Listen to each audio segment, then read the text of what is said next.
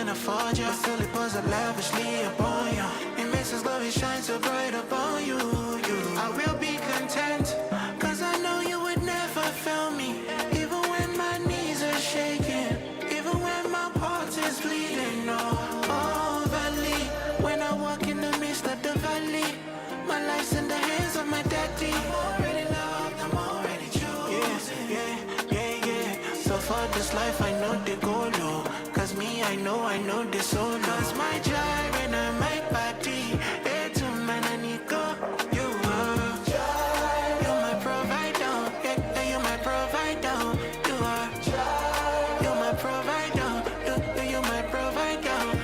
Yeah. I will be content in every circumstance.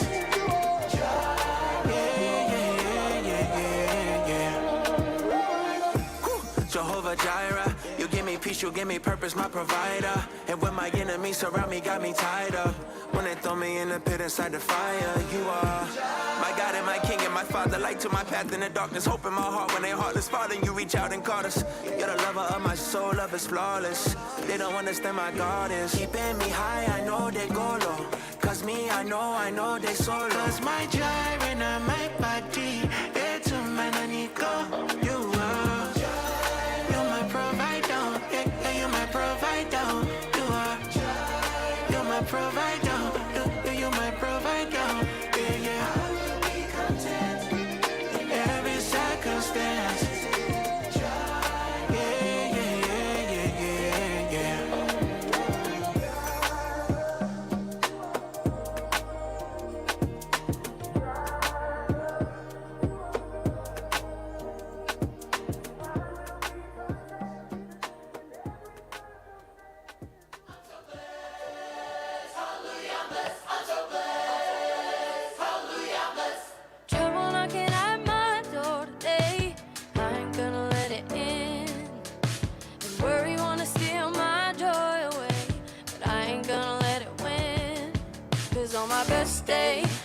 Child of God, on my worst day, I'm a child of God. Oh, every day is a good day, and you're the reason why I'm so blessed, got this heartbeat. Good morning, C3. Why don't you stand up and worship with us this morning? If I got you.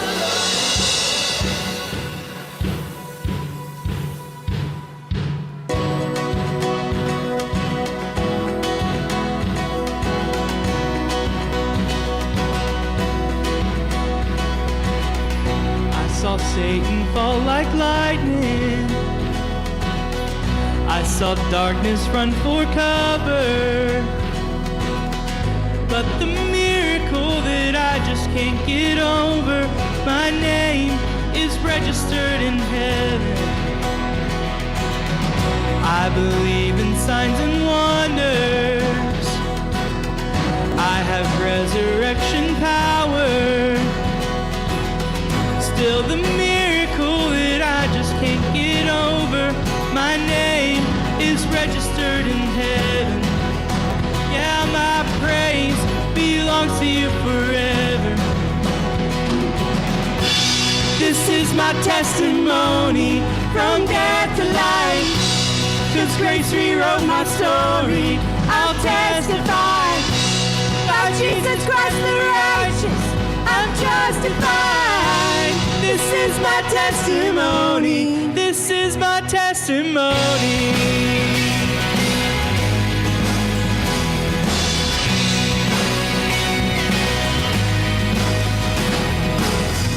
Come together, sons and daughters, bought with blood and washed in water. Sing the praises of the Spirit, Son, and Father. Our God has finished what He started. Yes, our God has finished what He started. This is my testimony from death to life. 'Cause grace rewrote my story.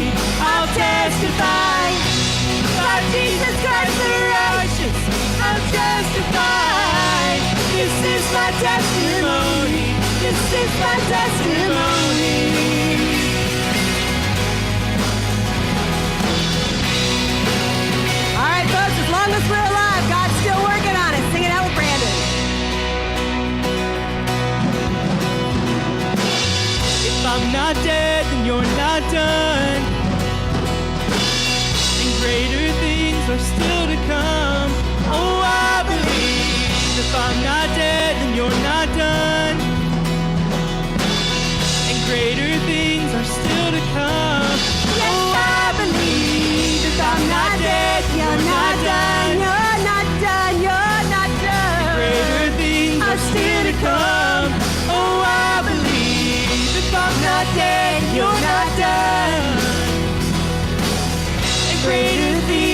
still to come. Oh, I believe my best days are right in front of me.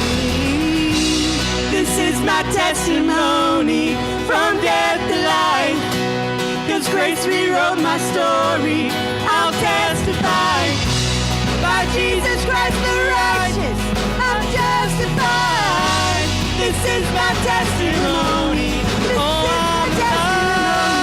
This is my testimony from death to life. 'Cause grace rewrote my story. I'll testify. By Jesus Christ the righteous, I'm justified. This is my testimony. This is my testimony.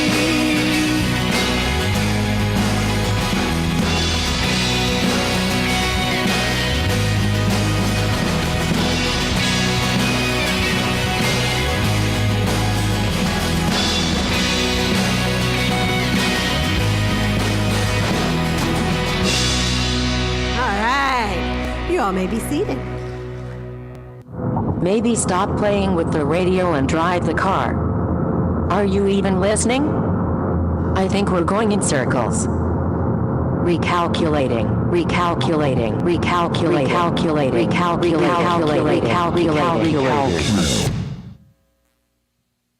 All right, that's our new series coming up. My name is Becky. I'm one of the worship leaders here.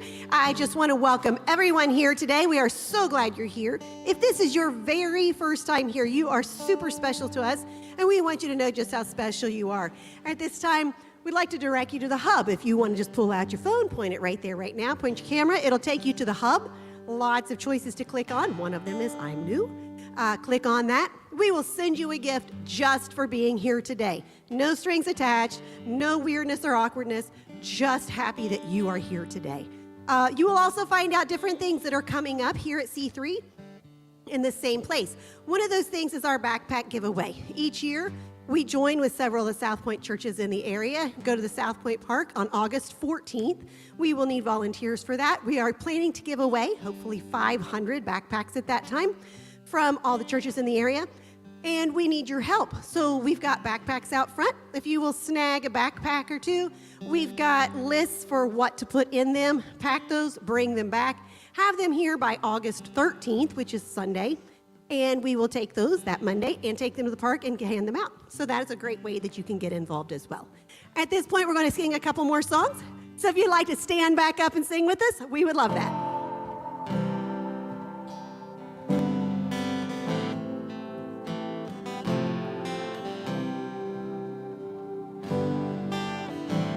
I count on one thing. The same God that never fails will not fail me now. You won't fail me now in the waiting. The same God who's never late is working all things out. You're working all things out. Oh yes, I will lift you high in the lowest valley. Yes, I will bless your name. Yes, I will sing for joy when my heart is heavy all my days. Yes, I will.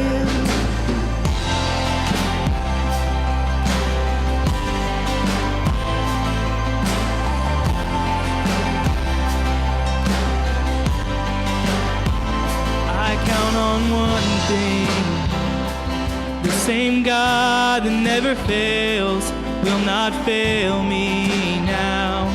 You won't fail me now in the waiting. The same God who's never late is working all things out. You're working all things out. Yes, I will lift you high in the lowest valley. Yes, I will bless your name. Oh, yes, I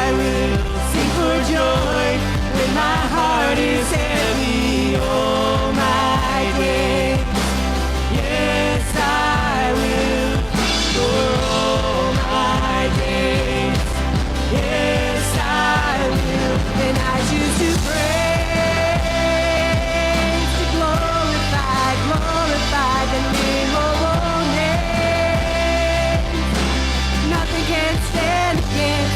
And I choose to praise, to glorify the name of all names. And nothing can stand against. I choose to praise,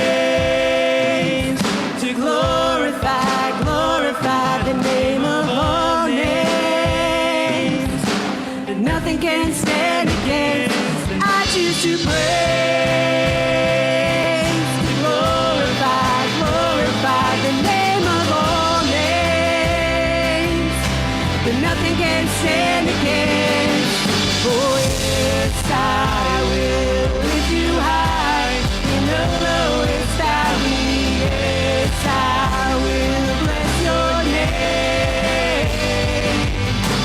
Yes, I will sing for joy when my heart is heavy all my days.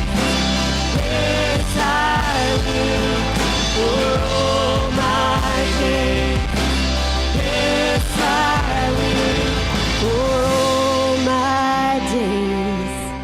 Yes, I will. God, we thank you. We thank you that you are always there for us and that we can count on you and that we know that we can praise you in the good times and we can also praise you in the hard times and that we know that you will be there for us each time. God, we've got a group of kids going to Kings Island today with our youth, and I pray that you watch over them, protect them on this trip, and bring them home safely and help them just have a fantastic day of fellowship. And God, we just, again, thank you for giving us this opportunity to praise you. In your son's name I pray, amen.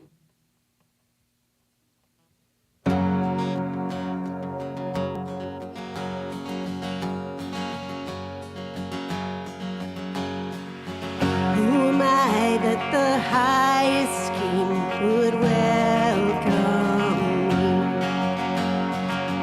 I was lost, but he brought me in. Oh, his love for me. Oh, his love for me. Who the Son sets free, oh, is free indeed. I'm a child of God, yes I am. Free at last, he has ransomed me. His grace runs deep.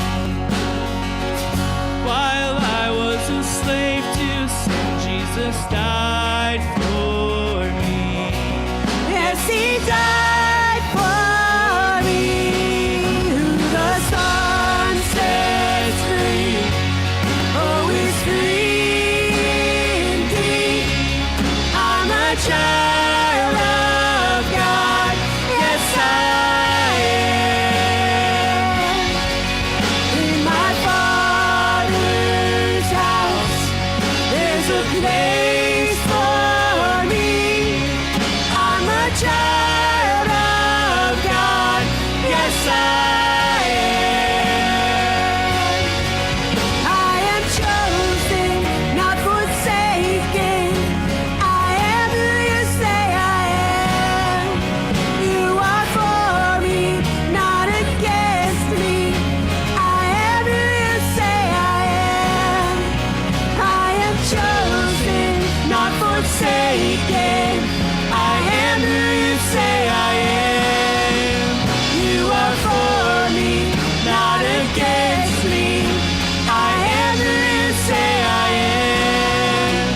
Oh, I am who you say I am. Who the Son sets free, oh, is free indeed.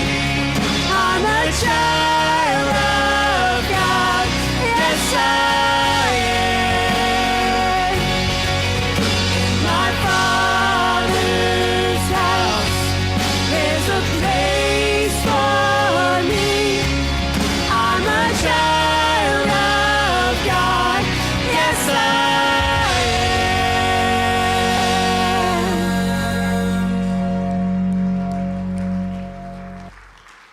All right, so we are in our One Hit Wonder series. You all may have a seat.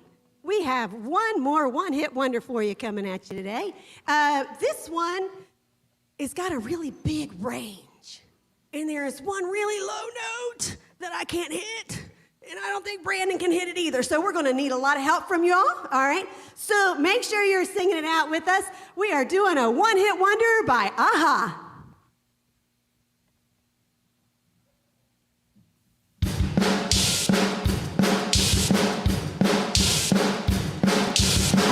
If you want to stand up and sing it, feel free. Flashing back all the way to the 80s here. Come on.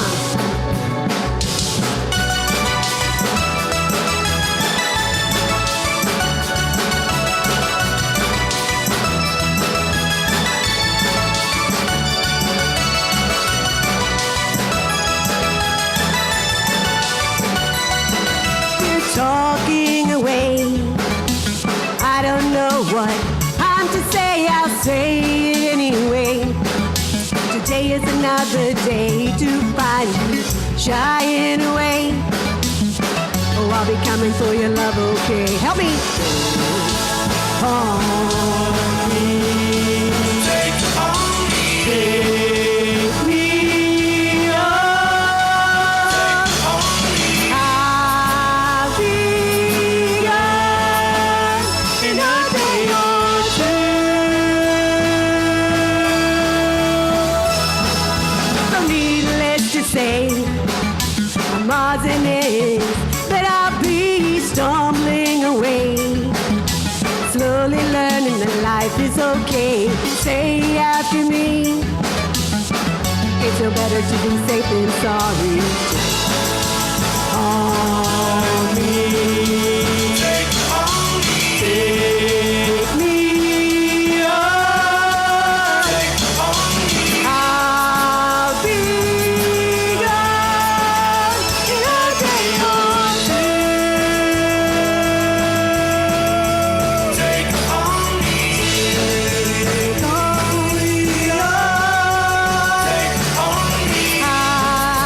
be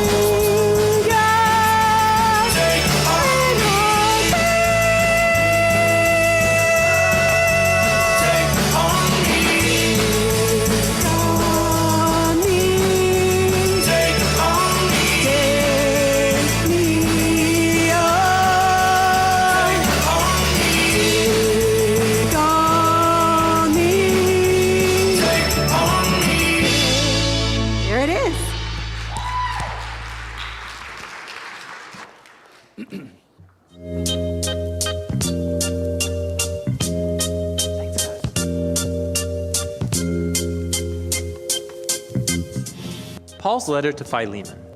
It was written during one of Paul's many imprisonments, and it's actually his shortest letter in the New Testament, but don't let its size trick you. It's actually one of the most explosive things that Paul ever wrote. Here's the backstory that we can piece together from details within the letter. Philemon was a well-to-do Roman citizen from Colossae who likely met Paul during his mission in Ephesus, and he became a follower of Jesus. Then later, when Paul's co-worker Epaphras started a Jesus community in Colossae, Philemon became a leader of a church that met in his house. Now, Philemon, like all household patriarchs in the Roman world, owned slaves, one of whom was named Onesimus. And at some point, these two had a serious conflict. Onesimus wronged Philemon in some way. Maybe it was theft, or maybe he cheated him, we don't exactly know. But afterwards, Onesimus ran away. Eventually, Onesimus came to Paul in prison, likely to appeal for help. And in the process, he became a follower of Jesus, and then a beloved assistant of Paul. And so Paul finds himself in a very difficult and delicate situation as he writes this letter. He's going to ask Philemon not just to forgive Onesimus and receive him back, but to embrace him as a brother in the Messiah and no longer as a slave. Okay, so if you're watching online, good morning. Great to see you guys this morning. And a couple things. Number one, if you're going to make a movie, need a good script, this one chapter Bible book is so good, which got me thinking this morning about movies. Anyone love movies? Okay, good. 12 of you, good. Okay, the rest of you, I don't know what you do with your time. But I want to do something this morning. And the first service It was early, but it turned into literally like an Old West hootenanny. They were yelling. But I just want to know, because I need to find some stuff on Netflix, Hulu, and all my other 10,000 streaming services to watch. Amazon Prime. So here's what I want real quick. I want you just to tell me your favorite movie of all time. Give it to me. Who? Okay, wait. I heard Princess Bride. Ah, that's a classic. I'm glad you said that. I'm going to watch that again tonight. That's good. You were passionate. You yelled. You don't have to yell now. You can just talk, okay? I'm close. What'd you say? You know what? 2 people in the first service said Forrest Gump. That's good. Classic. My wife watches that every time it's on AMC, whatever. Anyone else got one? Cool. Someone say Cool Runnings. That is good. Can't beat John Candy. God bless him. All right. What? Did you say Waterworld with Kevin Costner? Yes, good. Sandler, the Water Boy. Because we all know I hate Kevin Costner here. We'll never watch anything he talks about. No. So I'll give you a couple just real quick. Schindler's List. I'm going to go deep and heavy for a second. Sad, heartbreaking, but good. Has anyone ever seen a little film called Remember the Titans? Amazing. The Notebook I've never seen, but I've heard 38 times. Because every time we go to the beach, I'm not making this up, my daughter, whoever's with them, they watch The Notebook, so I listen to the whole script. And then my wife usually sneaks back there, or she's leaning back. She loves it too. But the reason I tell you that is real simple. Here's why we all love great movies. Because great movies have a great story. And we're all suckers for a great story. That's why, to me, the top 4 movies of all time, very simple. Rocky 1, Rocky 2, Rocky 3, Rocky 4, Rocky 5 does not exist, right? True. But in all honesty, even with those, it's a great story. And great stories pull us in. Well, this is what's so amazing about this story. And Paul writes to Philemon, and I'm just going to call him Phil because I pronounce it wrong. And then you've got this slave, Onesimus, and we'll just call him the Big O. But as you look at this story really is truly amazing because Paul's going to ask Phil to do something extreme. He's going to ask him to literally write a great story with his life. So this morning, just kind of real quick as we go through this letter, it's 25 verses, very small. It takes 1 page in the Bible usually. But this one letter is so powerful because basically we see a man looking to another grown man and saying, I'm going to ask you to tell a great story with your life. And I would argue for all of us in here, I don't care what you do for a living, I don't care what you're, like at the end of the day, we want to be able to tell a great story. So what I want to give you, 3 questions. 3 questions to tell a better story with your life. 3 questions to improve your life. And I think all these come straight from Paul and the stuff that he says. So I'll kind of go fast and give this to you. But the first is what I would call the legacy question. Okay, the legacy question. Well, what's the legacy question for all of us in here? It's what I just said. It's at least stopping for all of us, and we're all busy. We've got a million things to do. And kids, we've got sports. We're minivan. We're running. We're picking up Wendy's, and sometimes you don't have Wendy's, so you're like, just eat the remaining fries from last night's Wendy's in the back, and it's crazy. I get it, and I've been there. I'm still there in some parts of my life. But I'll say this to you: if you stop and say, "What story do I want to tell?" That's the legacy question. When this is all said and done, you see, one day they're going to put me in a box. My goal is to be buried here, right? I'll be right here in a box, and I hope you show up. I can tell by your faces right now, none of you are coming. That's kind of sad. That hurts a little bit. But my wife's here. Hopefully she shows, and my son's in first service, be here, and my daughter. But here's the thing, and it's true for all of us. At that point, people are going to say stuff, dumb stuff he says, but there's going to be, what story did I tell with my life? That's the question that you guys have. That's the legacy question. We're all writing our story every single day. Now, I read a book several years back. I don't remember the title of the book, but I remember in one chapter, it was so profound to me. He said, imagine you wake up, and as soon as you wake up and roll over in bed and you look to the side of your bed, there's a guy sitting with a notepad, legs crossed, creepy, just writing. Okay, that'd be weird, creepy. But he said, as you start to realize, you're like, what are you doing in my bedroom? And here's what he says. I'm going to journal everything you say, do, act for the next 24 hours, and that's going to be my autobiography I'm going to write about your life. And what was so profound is this author said, imagine if that really happened. How would you live that one day? And what he made was just a really important point was he said, what if you said, you know what, I'm going to live that day every day?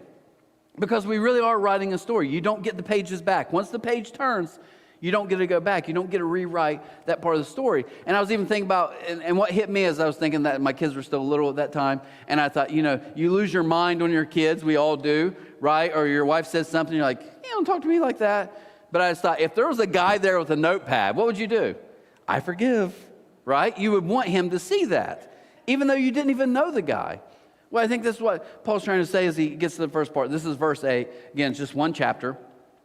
So he writes to Phil and he says, that is why I'm boldly asking a favor of you. I could demand it in the name of Christ because it's the right thing for you to do. But because of our love, I prefer simply to ask you, consider this as a request from me, Paul, an old man, and now also a prisoner for the sake of Christ Jesus. So what's he saying? He's like, look, I could tell you to do this because we all know it's the right thing to do. But I'm going to ask from you to think for a second, what story do you want to tell? You see, when this is all said and done, we've got a situation here. You had a slave, and he stole from you, probably stole from your family. He ran away, and by law, you have every right to bring him back. You can do all this horrible stuff. And I'm going to demand something different, though. I'm going to demand that you tell a better story with your life and do something so bizarre that whole culture at that time would never have heard of. Basically, what Paul's going to ask him to do is, I want you to come bring him back and not only not punish him, not only put him to death as the law would require, I'm going to ask you to actually no longer make him a slave, but treat him as your brother. You're actually going to take care of him and serve him. Think about that. I mean, mind-blowing, right? But that's the request that he gives because he wants him to tell a better story. Last weekend, my wife and I, my son, my daughter, their boyfriends, their girlfriends, so 6 of us, went to Cedar Point on Friday. And the reason we did that is this Friday, we're dropping our son off for college for football camp. And then 2 weeks, our daughter will be leaving for college. And so next week, my wife's filming right now. So next week, if you see my wife and she's got like the mascara running, she's just sniffing. And 2 weeks from now, if you see her and her hair's just a mess and she looks like she hasn't bathed in several days, you'll know why. 5 weeks from now, if you see her and she literally looks like she's given up on life, that's because she's realized at that point, I'm all she's got left, right? And we all know. Could you imagine? I do think about that. And I mean, I love my wife. Hopefully she loves me. But I think about this. My kids are both like leaving our house in the next few weeks. And I think about all the time because she's got a lot going for her. I don't have as much. But I think, I can't imagine rolling over in the morning and realizing, looking at this guy, think of this. This is all you got left, babe, right? That's tough. But anyway, so we're going to do this vacation. So we go to Cedar Point. We're getting ready to go on a ride. It's like at noon, 1, something like that, middle of the day. And they're like, we can't have phones on the ride. Or we don't want our phones, we don't want to lose them. And I said this. My wife will tell you this. I'm not making this up. I was like, give me all your phones. I'm like, what do you mean? I'm like, give me like all 6 phones. I'll put them in my pocket. I'll ride the roller coaster. I won't drop them. My son, who's 19, he was like, Daddy, you just can't do that. I said, Tayden, I'm not a moron, okay? I've rode roller coasters for years. It's very simple. I put them all in my pocket. Then I put the bar over. I clamp it down. They're low in my pocket. It's foolproof. I won't lose any of your phones. Well, we get to the ride, and it turns out they run through the scan machine. We had to put them somewhere else, so it didn't work. But we get a little bit later, long story short, get on a roller coaster that's not even that big of a ride. And as we get off the roller coaster, I look at my wife, and we're laughing and goofing off. And as we get off the roller coaster, I do this and realize I don't have my phone. After giving my big spiel for 20 years, I've never lost my phone, but I can't feel it. And my wife will tell you, I ran back to our cart because they're getting ready to take off again. I was like, and it was 2 sweet, like 16-year-old girls. You have my phone? They're like, so they're searching. They're like, no, and they just take off. Well, we track it through my wife's phone. Turns out it's at the water park, right? Because on one of those hills, it dropped in the water park. Now, the reason I'm telling you this whole story is because you can fight me. You can call me names. You can tell me you think I'm ugly, my family's ugly. I don't get worked up about a lot. I really don't. But if I lose something, my family will tell you, it consumes me. If I'm at the house and I'm like, hey, where did that used to be? And I'll come up with something random, like, where's that? And my wife's like, I don't know, maybe it's, I lose my mind. So I walk away from this, and literally we don't have a room key. They texted on my phone with a code. I lost it. It's all my credit cards. It's my license. We're getting on a boat the next day that I'm supposed to captain. So when I know at 8 o'clock in the morning, I've got to walk in, hand them my license, my credit cards, my proof. I've got nothing. I don't know how to get in a room. I don't know how to get in a car. So what I do as a dad, 5 of them are behind me. I start walking real fast ahead of them. And I'm walking to the hotel. But the reason I'm walking to the hotel, because I've got to gather myself for a second. Because I'm about to lose my stuff, right? And the reason I'm telling you this, I'm not trying to brag, but this is actually really did happen. I'm walking. It's my worst nightmare to lose anything I have. I'm like 30 feet ahead of them. And as I was walking, it hit me. Because I've been thinking about this story for the last 2 weeks. And I thought to myself, Trent, that's what I call myself. I thought, Trent, and you think about this, what story do I want to tell? One day this is going to be nothing but a memory. What story do I want my kids, their boyfriends and girlfriends, my wife? This is our last vacation of the summer with our kids. What story do I want to tell? You see, that question will help you to leave a better legacy. It'll help you to live in a legacy. This is kind of the quote of the day and the big idea, okay? But decide your tale before life tells it. I want you to think through what page in every single day, every decision, we're writing another page. Do we make mistakes? Yeah, we all do. Do we wish we could get that page back? Of course, everyone here. But the bottom line is I got to realize in that moment when it feels like everything is so important, to just take a deep breath and say, what story do I want to tell? You see, Paul looks at him and says, I could demand this. I could guilt you. But here's what I believe about you. I believe you want to tell a better story with your life. You know what I say about all of us in this room? I believe you and all of us want to tell a better story with our lives. That's the legacy question. What story do I want to tell? Second question is the life question. This is important. What role am I trying to play? Now, this is going to get a little uncomfortable, okay? But I really do want you to hear this, because in every great story, here's what happens, okay? I remember years back reading Joseph Campbell's Hero's Journey. If you've ever read that, there's the hero brand marketing right now. But in all this stuff that's pretty interesting is they're like every great story. So Rocky, okay, Star Wars, you can go down the line. Every great story has a character who's going to be a hero, but they're not yet. So a hero has to have a guide. And a guide is someone who's usually older or who's been there, and they're kind of the wisdom that says, hey, I see more in you than anyone else does. Everyone else thinks you're a bum. Rocky's a great example. Mick would have been the guide. But also in every great story, you have a villain. And a villain is the enemy who's been wronged or something happened. So that's the person that you dislike, the Russian, right? Ivan Drago. But then you always have a victim. And victims, even though they don't play much of a role, still play a huge role, because they have to be rescued by the hero. Now, why did I give you that whole spiel? Because half of you are like, I already fell asleep, Trent, bored out of my mind. Here's why. I've learned in my life, and I'll argue in your life, if we're not careful when something bad happens, we naturally don't think of being a hero. We all say we do, but we don't. We naturally either go victim or villain. We'll either get real ticked and start saying, I'm going to make, what's a villain do? They make everyone else pay because they've been wronged. They hurt people around them. They hurt their family. They hurt their kids, and they don't care.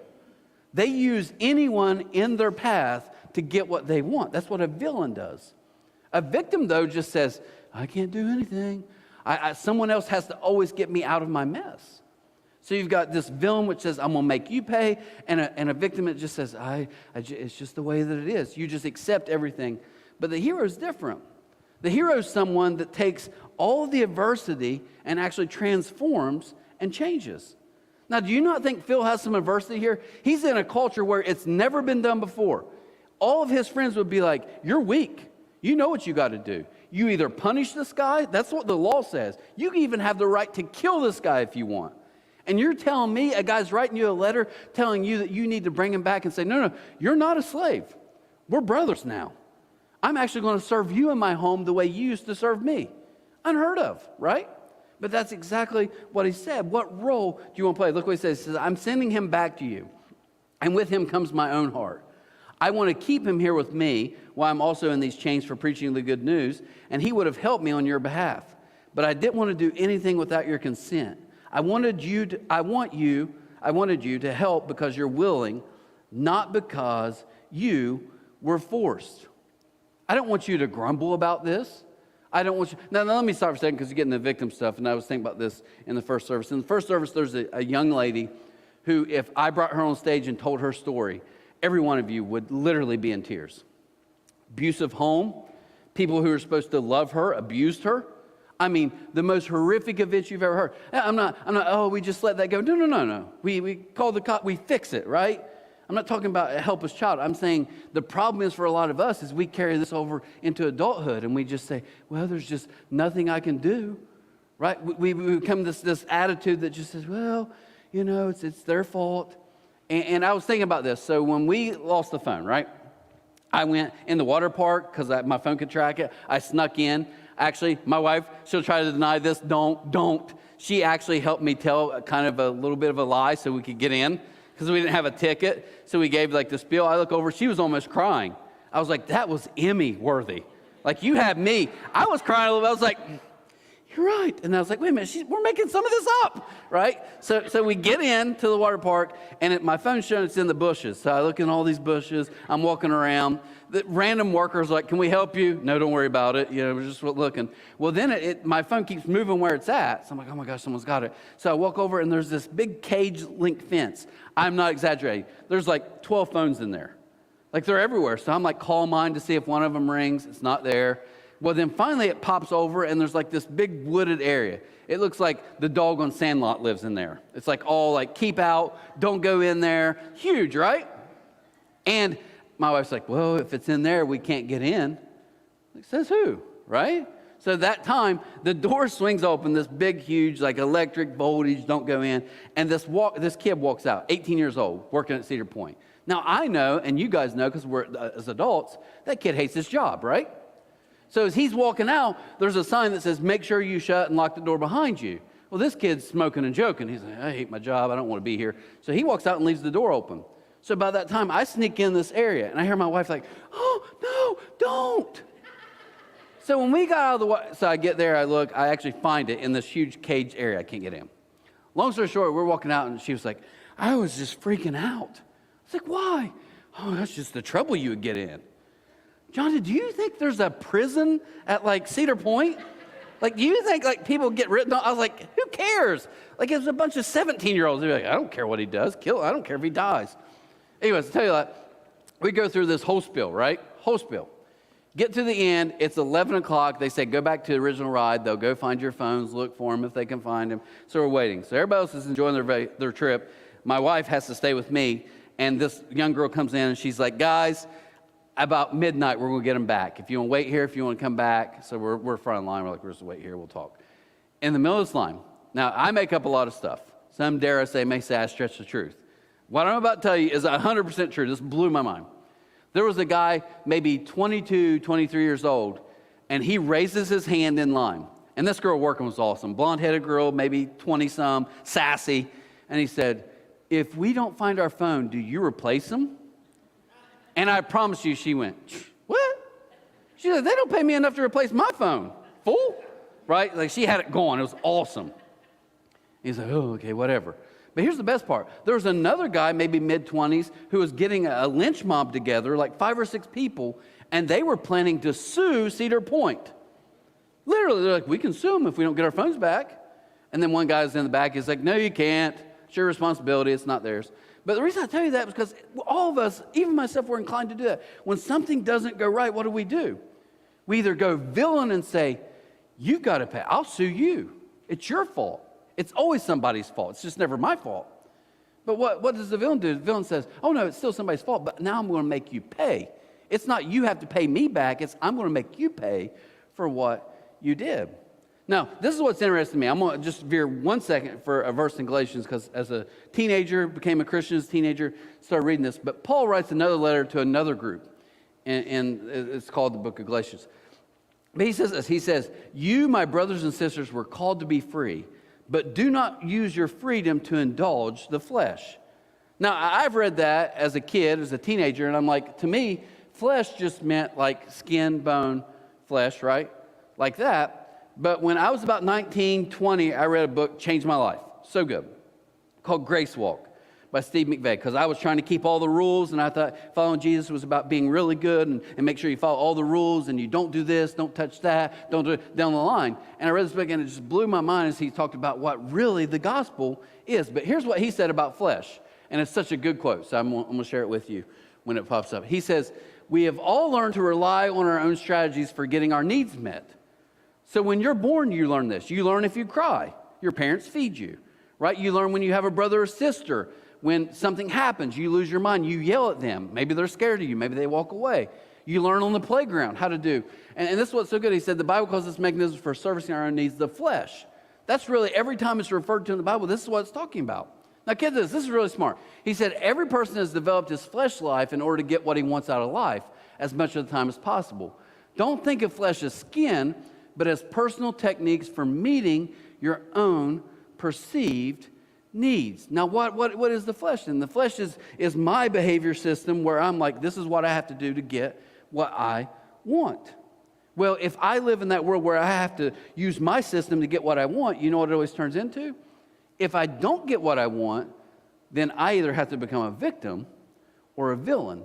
Or the gospel, the good news is, I can allow God to transform my bad situation to grow me and everyone else around that. So I just want to read that whole verse so you feel this. We have a phrase around here. We say, we're a family of servants on mission. We're family. How's family work? Any of you have family? Anyone have brothers, sisters? Do you ever fight? Of course you do, right? You do. You fight all the time. Well, what's the family do, though? But we stick together. See, that's what this is. It's not this. C3 is not this building. We're a family that loves each other. So look what he says. He says, you, my brothers and sisters, family, were called to be free. But do not use your freedom to indulge the flesh. Rather, serve, because we're servants. That's how we were designed from originally. One another humbly in love. For the entire law is fulfilled in keeping this one command. Love your neighbor as yourself. See, that's the mission. The mission is literally that we love. Remember 2 weeks ago I said this? We love as we have been loved. That's how it works. Compassion creates stories worth retelling. Okay, so we got legacy question, right? What story do I want to tell? When they put me in a box, what story do I want people to be able to honestly tell about my life? Then we have the life question. What role am I going to play? Am I going to choose the hero's journey and say, you know what, there's tough times. There's tough. There's things I didn't want to happen that happen. Or am I going to become a villain or a victim? But here's the best one, the love question. And what Paul's about ready to ask Phil is so profound. And he wants him to know this one big idea that I think all of us has to be the center point of how we live if you choose to follow Jesus. And the question is, what does love require of me? What does love require of you? Remember, I told you a few weeks back, Jesus is getting ready to die, and he knows it. And he looks at his group, and they're sharing a meal. And he says, I want to give you a new command. Jesus, we got like 600 plus of them. And I know you kind of condensed it down to the 2, so now we should have 3. No. This is a new one. This supersedes everything you've heard before. And it's actually really simple. He said, I want you to love one another the way that I have loved you. This is what love requires. Paul probably heard that. He probably shared it once. He probably told the story of Jesus on his last days with Phil one time when they were meeting in a home. He's like, remember one time Jesus, they told me, he said this. So he literally says, this is the battle cry of following Jesus. What does love require of me? We treat others as Jesus has already treated us. See, that's the beauty of this whole thing. What does love require? Look what he says in verse 20. He says, yes, my brother, please do this favor for the Lord's sake. Give me this encouragement in Christ. I am confident, this is underlined in my Bible, as I write this letter, that you will do what I ask and even more. Now, this is so profound to me. So profound. This literally would have turned that culture at that time completely on its heels. No one would ever do this. And Paul says, I believe at the end of the day, you're not going to do this. I think you'll do more. I think you're going to go above and beyond because you get what does love really require of me. So, as we get ready to close, I want to share with you a quick personal story. A good friend of mine who attends this, and I won't use his name, I won't give too many details, but most of you won't be able to figure out. He met with me and a few others this past week on Tuesday. And he started sharing what was going on in his family. Him and his wife hadn't been able to sleep, a lot of problems, but basically they have a kid and some stuff is going on. And I told you guys earlier, I was like, the worst thing you do to me is for me to lose something. It's not. All of us in here know the worst thing that can happen to us is something happened to our kids, right? That's the worst. But he's telling me this story, and now there's friction, and they're not getting along. And as he's telling this, I normally get in like the mode of like fix-it mode or advice mode. And for some reason, I was like, I just want to take this in, like really just be empathetic, just feel. So I was just like, really just listen and hear. And it was heartbreaking. And this guy's older than me, but you could just tell, like it's consumed him. Completely heartbroken. And there's an event, there's something going on coming up. And he was like, we've already like ties, it's severed. And I guess we're going to go our own way. We're parting ways. And he's like literally so distraught about this. And I said, just because I've been kind of looking over this stuff, I said, I just want to ask you, when this is all said and done, and it's just a memory, what story do you want to tell? And he kind of looked at me, and I talked a little bit more, and I said, but I think the bigger thing is, instead of asking what you deserve, because I'm not going to lie to you, man, you have every right to literally walk away. The things you've just told me, if all those are true, you have every right to literally be like, I've never talked to you again. And there's nothing wrong with that. I won't judge him if he does. But what if we ask a different question? See, I think that's what's so profound about him, is Paul looks at this guy and he says, look, I get what the law demands. I get what the law allows you to do. The law says you're allowed to bring him back. You're allowed to beat him. You're allowed to kill him if you don't like. I get, he stole from your family probably. He stole from your kids. I get it. But what if you flipped the script and said, but what does love require of you and of me? Profound. And I told him that, and I'm not going to lie to you, it's the same thing some of you, if you're actually taking this in, you're wrestling with. He didn't like, oh, thank you, high five and walk away. He's like, I was hoping you wouldn't say that, right? Because we don't want to do that. I either want to be a villain or a victim. But the heroes don't. They don't. What does love require of you and of me? So as we get ready to pray, I want you to think about, imagine if all of you and all the people at the 9:30 this morning and all the people watching online, imagine if we said, you know what, this week, our battle cry, if we're going to follow Jesus, and he said, this is the new command, I really want to think through, what does love require of me this week? What about the people who've wronged me? And I'm not saying, like, it's like talking to a woman in an abusive home. Like, oh, just no, call the cops. We have a lot of people here at the Tennessee 3 that aren't saved. Call them. They'll take care of it. I've got brothers like that, right? They're like, I don't even believe in this church stuff, but you want me to fight for God, I'll do that, right? Shoot, I get it. Like, I'm saying, don't mess with that. I'm not meaning that. But I'm saying for you, it's the daily life decisions where we go to the flesh and say, I got to pay him back, or someone's got to pay me back. Say, but what if there's a better way? What if there's a third option that says, but what does love require of me? What if I show grace to someone even when they don't deserve it? Well, Trent, why would you do that? No one would ever do that. Because that's what God did for me. You get it? See, I'm just trying to love other people the way that God's already loved me. I don't have to earn it. I don't have to work harder. It's just given. So I do that for him. Well, I just don't know how you ever forgive someone who wrongs you. Well, I know I mess up all the time, and God forgives me. So how about I show that to other people? Because you're writing a tale that your life is going to tell. So make sure it's a good one. Make sure it's a good one. So here's what we're doing. We're going to pray for just a second. If you would just close your eyes real quick. And I want us all just to get quiet. If you're watching online, it's probably weird, but still, if you would, if you're in a place where you can, not driving, just close your eyes for just a second. And I want you just to pray with me.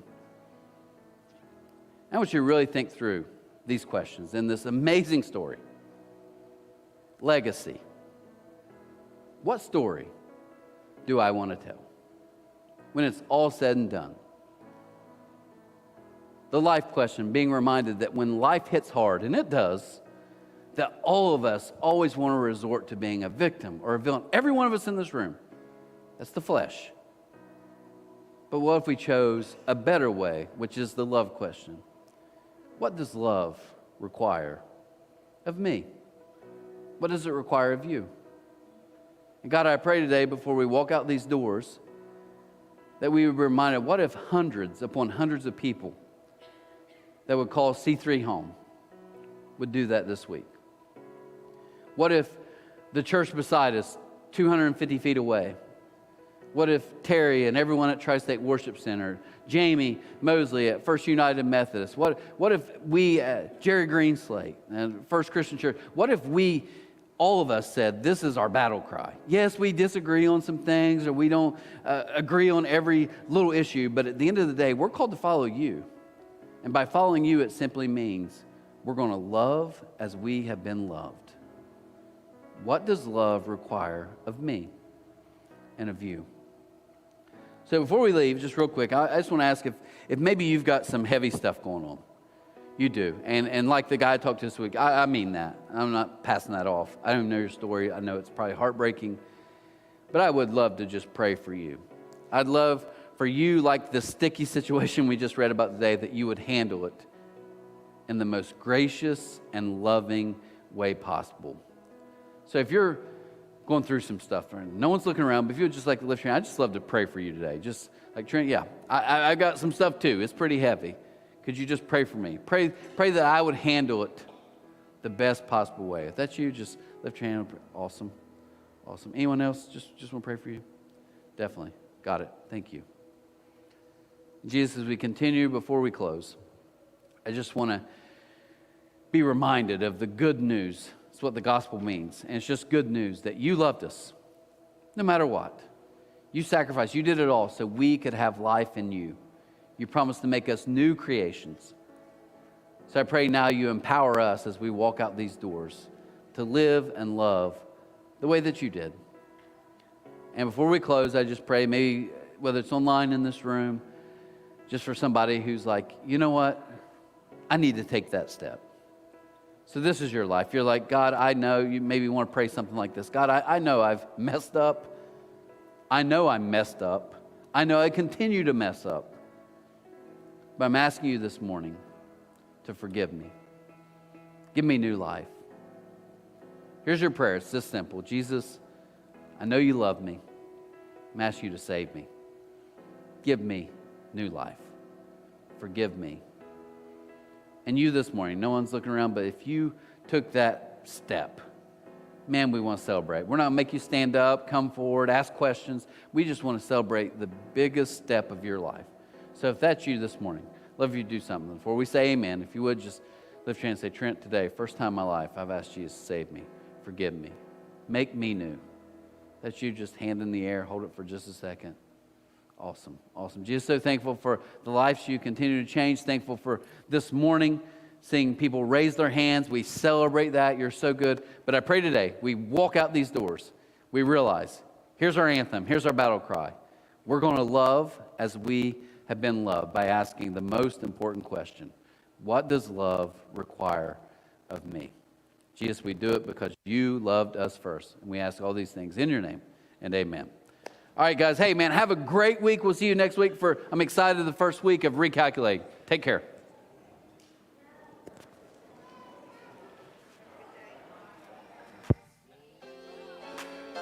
You came to set us free.